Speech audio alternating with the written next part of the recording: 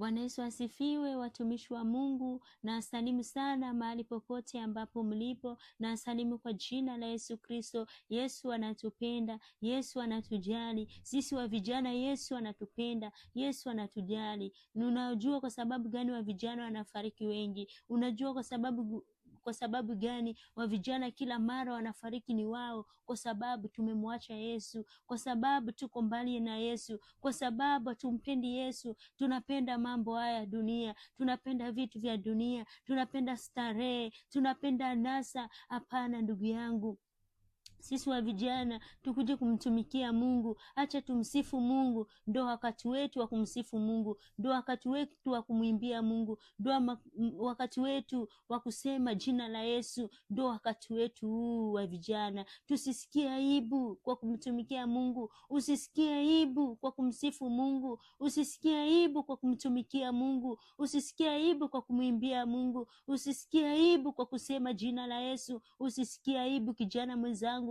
njoo tutumike kazi ya Mungu. Maana tusitumike shetani, tusitumike mambo haya ya dunia kabla tuko na nguvu tukuje kumtumikia Mungu. Hata maandiko yanasema wa vijana mtumikie Mungu kabla mungane na nguvu. Acha tumtumikie Mungu kabla tungane na nguvu. Usitaki nguvu zako zote zimeshaisha kwa kutumikia shetani, kwa kutumikia dunia hii, alafu ukuje kwa Yesu hauna nguvu. Ukuje kwa Yesu nguvu zako zimeshaisha. Hiyo haitapendeza, hiyo sio vizuri.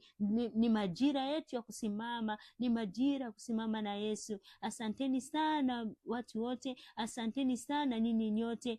Basi acha Mungu awabariki, acha Mungu atendee mema. Amen.